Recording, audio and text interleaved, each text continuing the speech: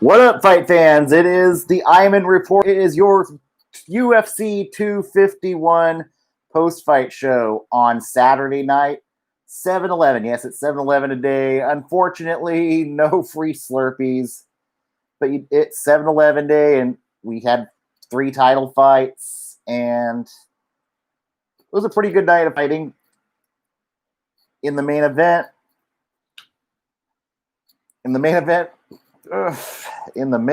Kamaru Usman is victorious against Jorge Masvidal by unanimous decision.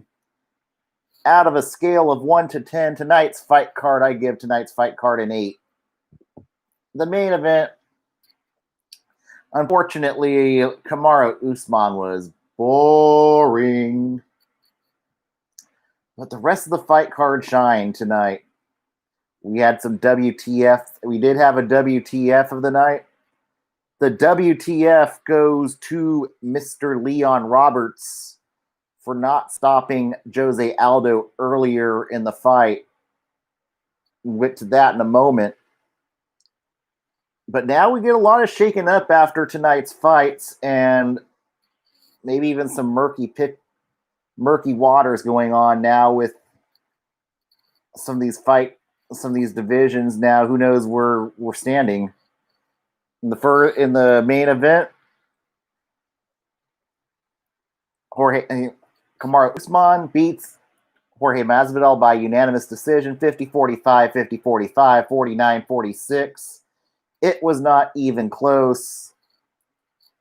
But you know what? Kamaru Usman, this was just a very boring fight out of Usman.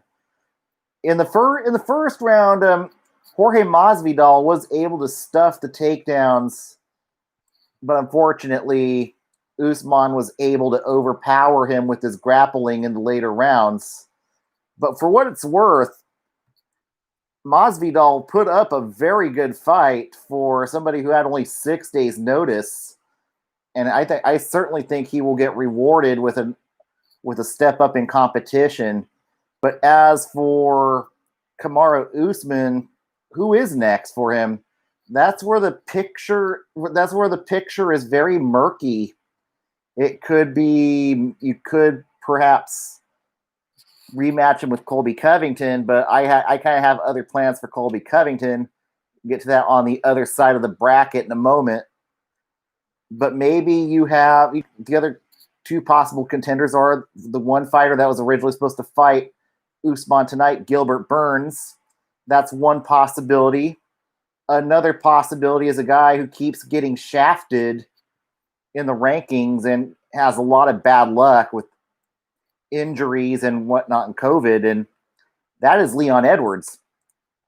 Leon Edwards has won 8 fights in a row and still is not getting a lot of title consideration at this point. And I kind of think maybe for now you keep Kamaru Usman on the shelf and you let Leon Edwards and Gilbert Burns fight each other in a title eliminator to determine the next fight for Kamaru Usman. I think that's honestly the best route it's going to go. I don't want to see, not just yet, I don't want to see a second fight between Colby Covington and Kamaru Usman. But this was, as I said, Usman's just a boring fighter, and unfortunately, the next fight is probably going to be pretty boring, as Edwards not exactly a exciting fighter. Maybe Gilbert Burns can bring some excitement, but for the most part, you could be looking at a very boring title shot if, say, Leon Edwards were to beat Gilbert Burns in a title eliminator. And that's what I think is the match to make. You put Edwards and Burns in a title eliminator and let the winner of that fight Kamaru Usman next for the next title shot. As for Jorge Masvidal, he was valiant in a losing effort. Came in on 6 days' notice, was able to, in the first round, stuff the takedowns, was a little less successful in each round. But I don't think he'll be back. He's not overhyped or anything like that. I do think that he does deserve a bit of a reward for taking that fight on short notice. I wonder, how would Jorge Masvidal do with a full train camp? And this is where I think Colby Covington falls into the equation. Could you imagine how much money could be made on a Covington Masvidal fight? Maybe put the BMF title up for grabs.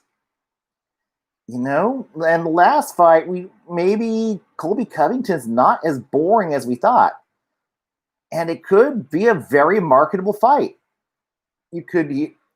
Colby Covington's good at talking shit.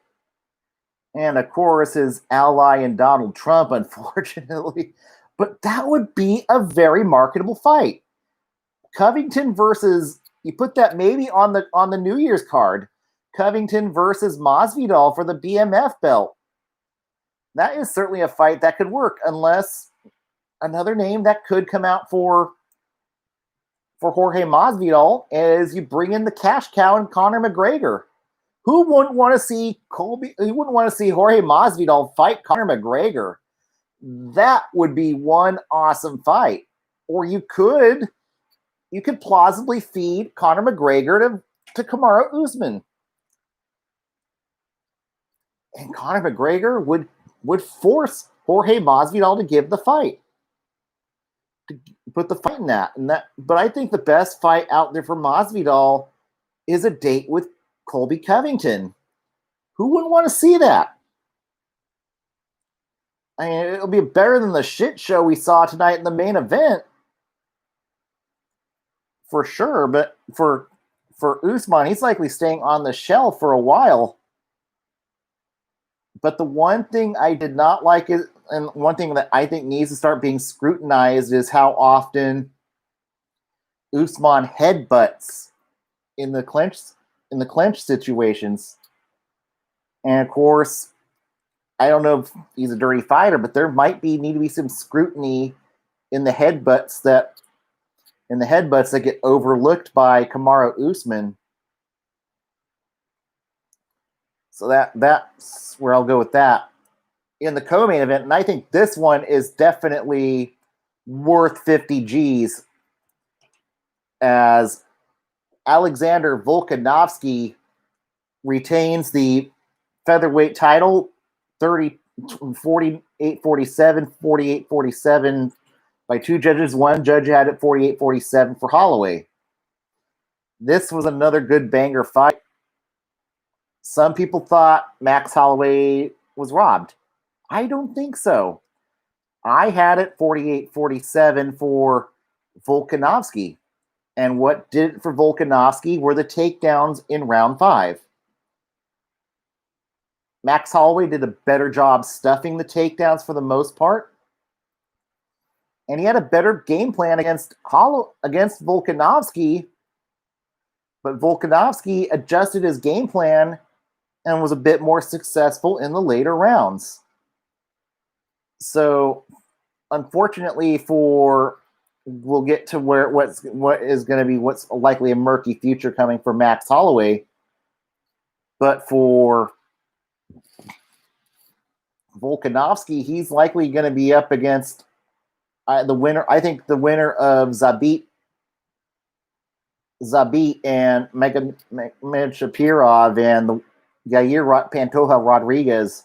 The winner of that fight is likely going to be next in line to fight Alexander Volkanovski. I don't think we are going to see a trilogy between Holloway and Volkanovski. I don't think that's going to happen. I think that Holloway's going to have to take another fight at 145, which I don't know.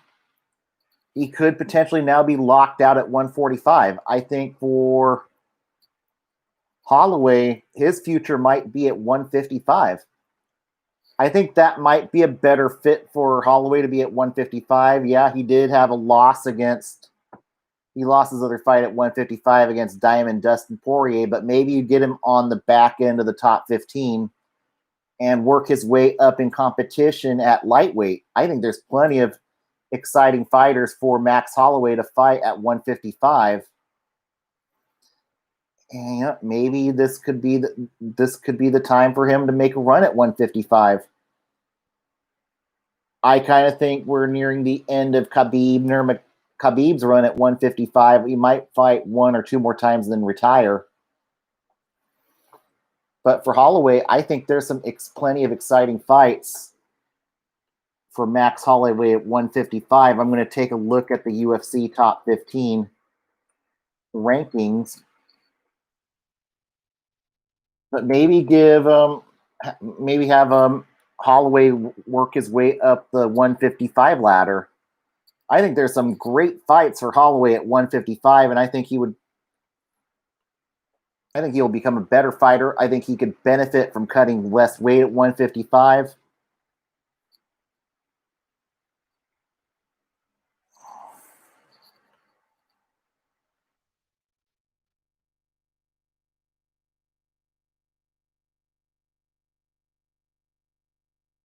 And you know who I think might be a good, maybe put him up against Drew Dober. Drew Dober now 14 at the lightweight rankings. Drew Dober climbing. I think this could be a very fun fight between Drew Dober and Max Holloway at 155. That's a possibility for him as 150. If you were to go to 155, you have Gregor Gillespie, Islam Makhachev. But I don't know if staying at 145 is going to be best for Holloway. And I think he's kind of locked out for now. He would have to win a fight or two at 145. And who knows? And unfortunately, I don't know if he's ever going to fight Volkanovski again. It's just 2 losses usually means you're locked out at that. As long as Volkanovski's champion, I just don't see a third fight between Holloway and Volkanovski anytime in the future. 155, I think there is plenty of fights for Holloway at 155. I wouldn't mind seeing him. I think Drew Dober, that's a very underrated fight right there. And maybe that's the fight we see for him at his first fight at 155. And that's where I'm kind of wanting Max Holloway's at 155 at this point. But for Volkanovski, give him the winner of Zabit Magomedov and Yair Rodriguez. Winner of that fight is the next against Volkanovski. He needs a different opponent, not a third fight with Max Holloway. And in the fight before that, that was for what's becoming the very stacked bantamweight division, as Peter Yan beats Jose Aldo by knockout, and that was sad. That was the fifth. In the first few rounds, Jose Aldo looked like the old Jose Aldo, and then after the third round, he faded bad. And Peter Yan was able to get the finish in the 5th round. And Aldo, I think, took more punishment than he should have. Leon Roberts needed to stop the fight earlier than what I thought. I kind of thought Aldo took a bit too much punishment for my liking. But for Peter Yan, I don't know if he's going to be the long-time champion at 135. The next fighter is, I think, just as good as Yan, might even be better, and that is the improving Aljamain Funkmaster Sterling. Aljo has become a much better fighter ever since his loss to Marlon Magic Man Moraes. And that fight is going to happen later this year for the 135 belt. And I don't think Jan's going to be favored in that fight. I kind of like Aljo's chances of beating Yan. Aljo's the better grappler. He has grappling skills. He's a much improved fighter. And that is going to be a very good 135 fight. And then you had Triple C tweeting that he wouldn't beat him on Twitter. And I would like to see Dana White open the checkbook to bring back Triple C. That would be something I hope will happen sometime in 2021 after Jan fights Aljamain Sterling. And then in 2021, you've got TJ Dillashaw coming back from suspension. It's getting exciting at 135. It's good. It's a good time for the bantamweight division. You have got some contenders up and coming at 135.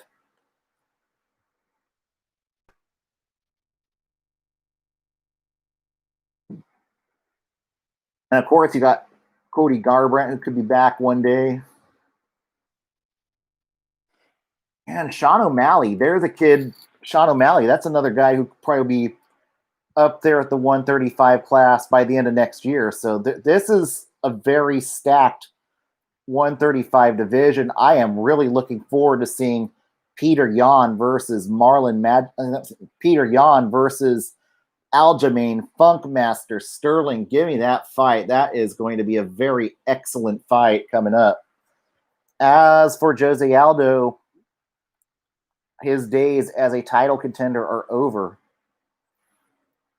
He got beat badly tonight, and it kills any other opportunity for him to fight for the belt. Should he retire? No. I don't think he needs to retire. But there's still some fun, exciting fights for him at 135, some fun, exciting fights for him at 145. Granted, it's not going to be for a title, but he's a good gatekeeper. He could fight against young guns, make some money before he calls it a career. But now for him, it's just take fun fights. That's what needs to be next for Jose Aldo. But he's certainly going to be a future Hall of Famer, and his reign of terror will always be remembered at featherweight. But each fighter has a sunset, and his has happened. As for Aldo, his next fight maybe should be against, if Dominic Cruz is still around, if Dominic Cruz still wants to fight, I would not be opposed to seeing Jose Aldo versus Dominic Cruz. Who wouldn't want that? Would be a good old timer fight in the octagon. But Aldo's not going to be fighting for a title anytime soon. Don't give him any more titles, and I think that's really what's in the future for Aldo is he's a gatekeeper at this point. A good gatekeeper, but he's just not going to fight for the title anymore. And same thing with Frankie Edgar. If Frankie Edgar loses to Pedro Munoz next month, Frankie Edgar's days of contending for a title could very likely be over. And in the fight before that, at women's strawweight, Rose Namajunas gets the win over Jessica Andrade. 29-28, 29-28. And one judge had 29-28 for Jessica Andrade. As for Rose Namajunas, her next fight is likely up against Weili And Weili Zhang is next for Rose Namajunas. As for Jessica Andrade, she's kind of in no man's land at this point. This is her second loss in a row. She's not going to be contending for a title anytime soon. She could possibly maybe make a run at flyweight. That's what could be next for her. Maybe she takes I think she more likely than not takes a small step back and step down in competition. Maybe Nina Ansarov or Tatiana Suarez. There we go. Have they fought? Let me see if they fought or not.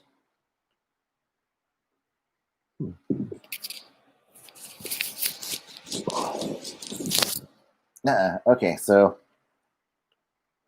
you could put Jessica Andrade against Tatiana Suarez. That sounds reasonable. If Suarez gets the win, she gets the next title shot after Namajunas and Zhang. that's maybe where you go in straw at 115. But that is Jessica Andrade's second loss in a row. So her fighting for a title is out of the question and not anytime soon. And in the first fight on the main card, Amanda Ribas submits Paige Van Zant in the first round by armbar. What is next for Amanda Ribas?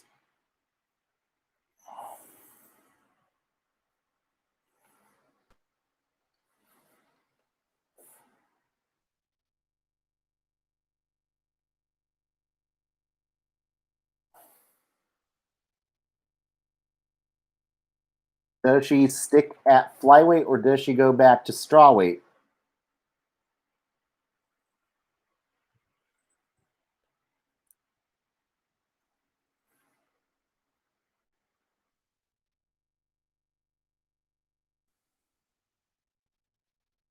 My guess is she sticks around at women's one. If she stays at women's 125, I would like to see how she does against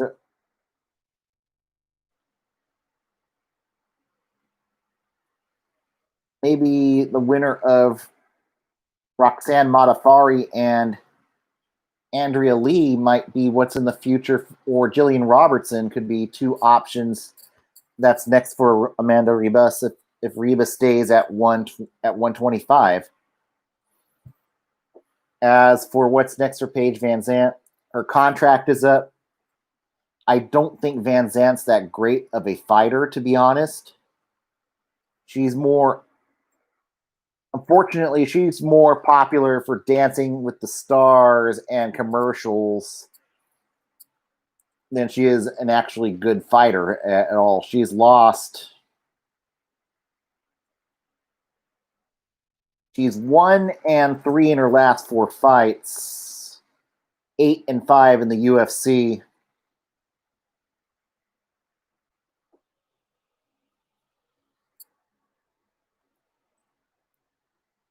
Yeah, she's 1-3 in her last 4 fights. Her contract's up. And I really question if her heart's even in the UFC at this point. It doesn't bode well going into a new contract negotiations. Her boyfriend is over there in the rival company Bellator. And I honestly think that's where Van Zant ends up, is over in Bellator. I don't think she has a future in the UFC.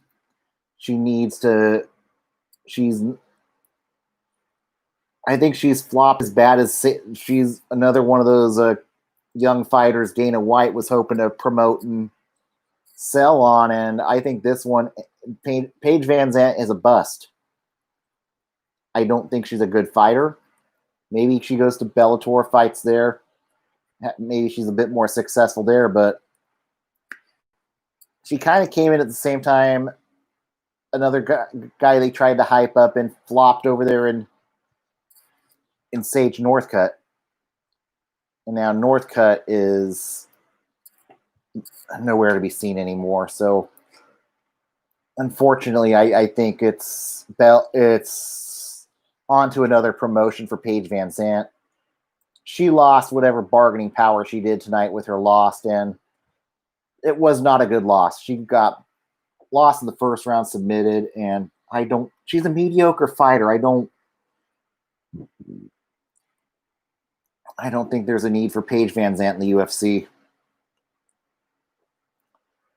First fight in the main card, the top card of the prelim card, Jiří Procházka defeats Volkan No Time Ozdemir by knockout in the second round. So that is a good welcome to the UFC for Procházka.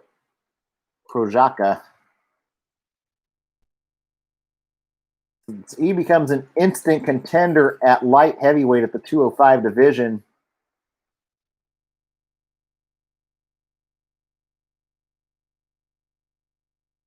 Volkan was number 7 in the rankings. So who could be next for him? You could.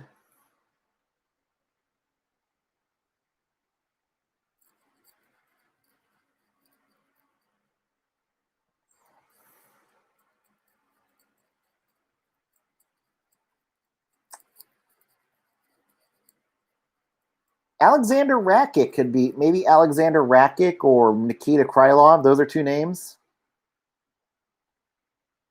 But I certainly think this guy is going to end up in the top 15 as of Monday. And for Volkan Ozdemir, what's next for him? Volkan Ozdemir is a fighter who is now kind of just falling into the gatekeeper category at 205. He's still an exciting fighter, but I just don't know if he's ever going to fight for a title. I don't think he's in any danger of being cut. But you could put him up against a guy like Jimmy Crute.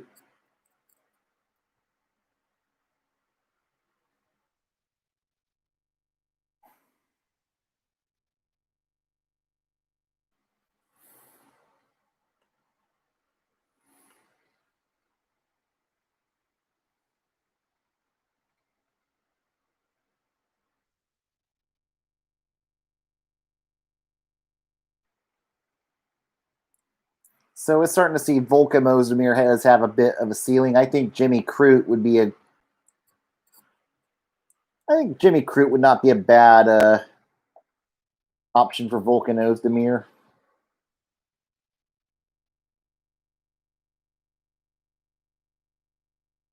And you give Prochazka the winner of Rakic and Anthony Smith. There you go.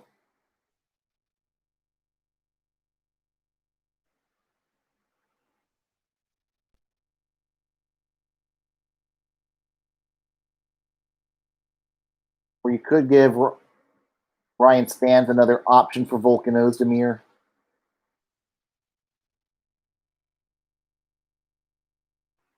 In the fight before that at welterweight, Muslim Salikov beats Eliseo Zaleski dos Santos by split decision 30-27, 29-28. One judge had it 29-28 for Zaleski dos Santos. What's next for Muslim Salikov? I think Bilal, remember the name, Muhammad's next. If they have not, let me see if they have fought first.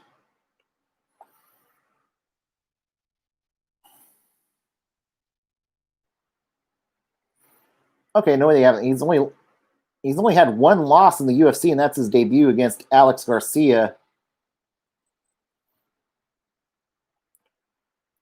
And certainly another guy that's nearing the rankings, kind of in the similar position to Salikov, should be Bilal Muhammad. Put those two up, and that would be a good fight right there. As for Eliseo Zaleski dos Santos, I think we're starting to see for him, we're finding his ceiling is maybe a fringe top 15 fighter. 1-2 in his last fights, losing to Li Jingliang, and then Salikov with a win against Kunchenko sandwiched in between.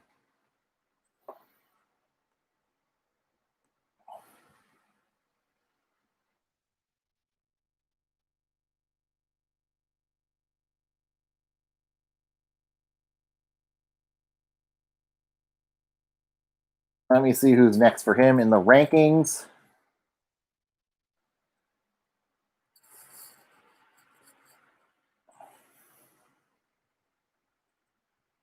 There we are, welterweight.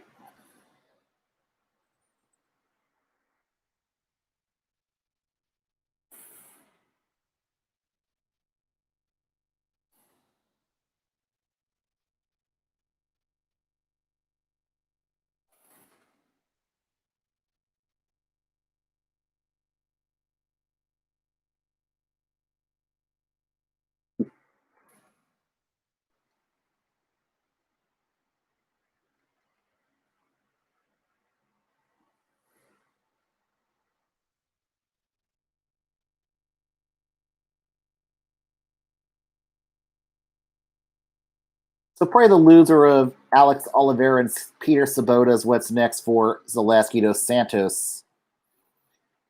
Fight before that at featherweight, Makwan Amirkhani beats Danny Hendry by technical submission via Anaconda choke.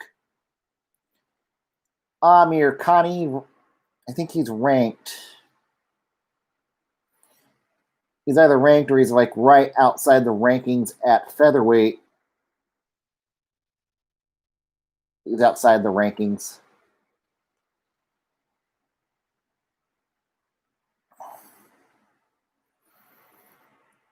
Next for Amirkhani, I think another fight with someone near the rankings. Took advantage of the step down in competition.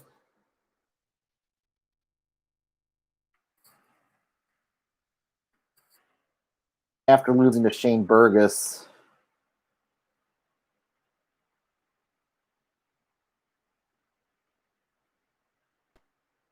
So I think for him, next fight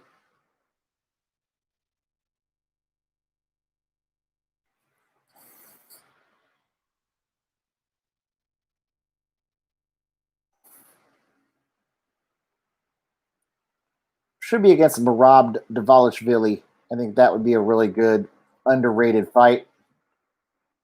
Merab Dvalishvili, that's what I'll go with on that. As for Danny Henry,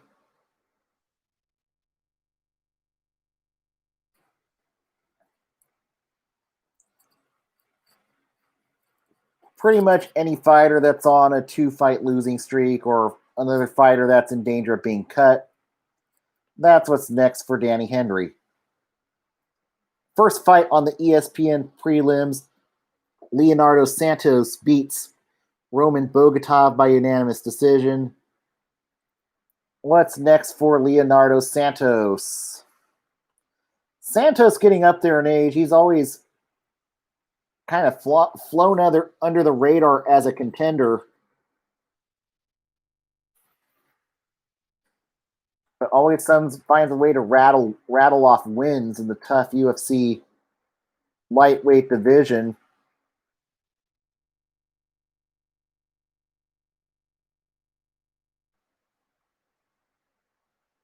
But he's not very.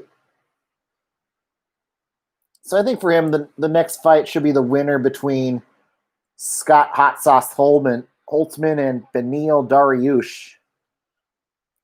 That's who's next for Leonardo Santos. Roman Bogatov, a debutant. In the early prelim cards on the Fight Pass, Marcin Tybura beats Maxim Grishin by unanimous decision.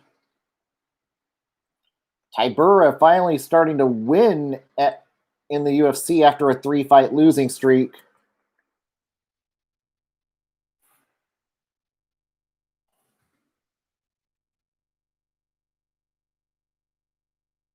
His second win in a row.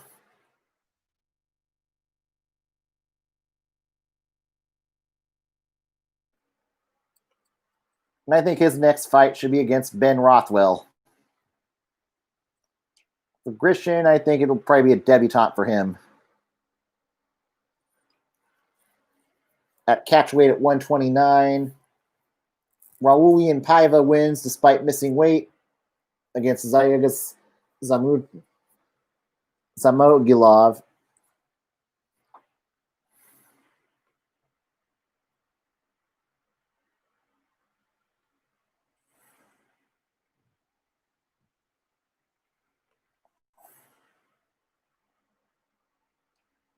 What's next for Paiva?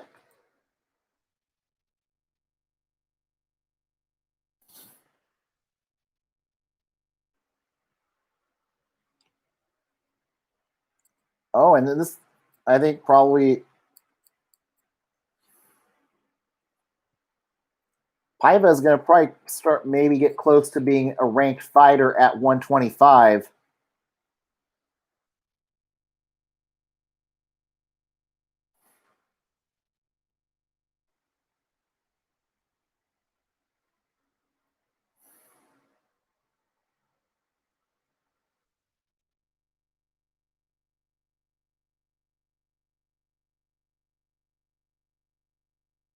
maybe the winner of Bontorin and Manel Cape is what I think is next for Raulian Paiva, as he is starting to climb his way up the 125 ladder.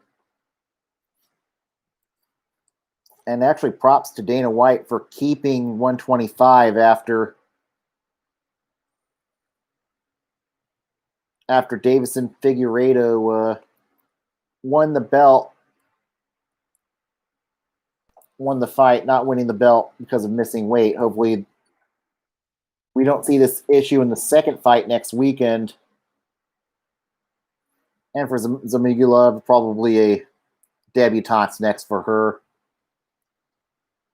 Carol Rosa beats Vanessa Mello by a unanimous decision, 30-26, 30-26, 30-27. What is next for Carol Rosa?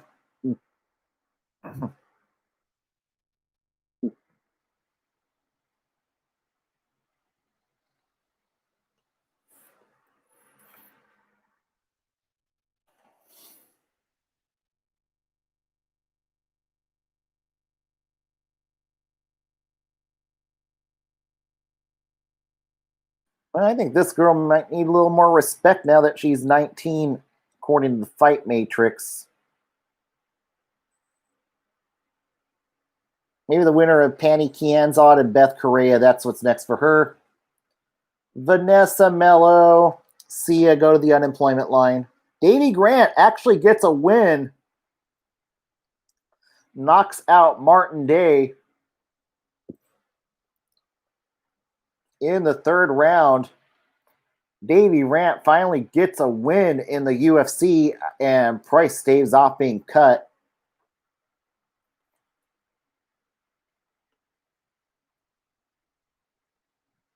And that was the first fight of the night.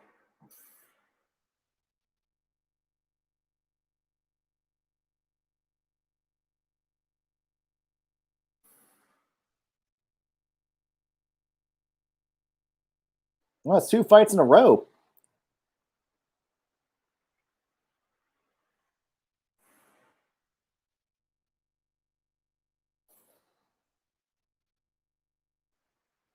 So maybe Davey Grant's finally climbing his way up at the 135 division, 2 in a row.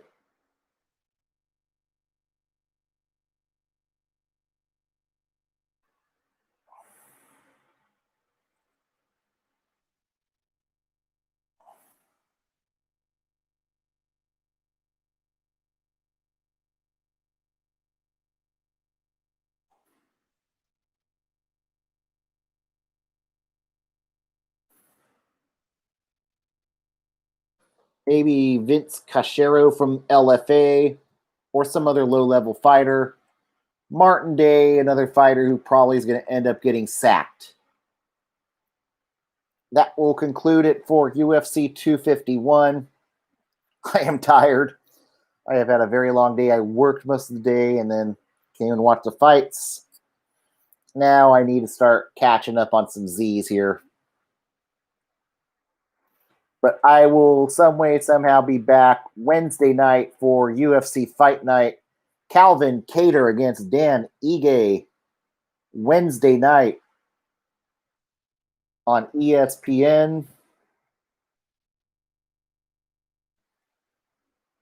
That should be a fun fight card. The next Saturday night, Davison Figueiredo and Joseph Benavidez will fight. And hopefully this time around, Figueiredo can make the belt, can make the weight to win the belt legally. And in a good co-main, Jack Hermanson will fight Kelvin Gastelum. We are done here with the Ironman Report. And I feel bad for my buddy BLN, whose boys are the New York Yankees. Unfortunately, Aroldis Chapman testing positive for COVID-19, so hopefully he has a speedy recovery. Stay hunkered down, please. And that's really what you can do to help at this time with cases spiking as bad as they are. Wear the mask. social distance. Right now, more important than ever, stay home right now. We need to slow the spread of this nasty virus. We need the hospitals here where I live in Fresno, we are pretty close to opening field hospitals due to COVID-19. So hopefully we can start seeing a plateau and a drop very soon. I hope everybody just stays awesome. Have an awesome week. I'll be back Wednesday. Next week's going to be a pretty fun week of the Ironman Report. Good night.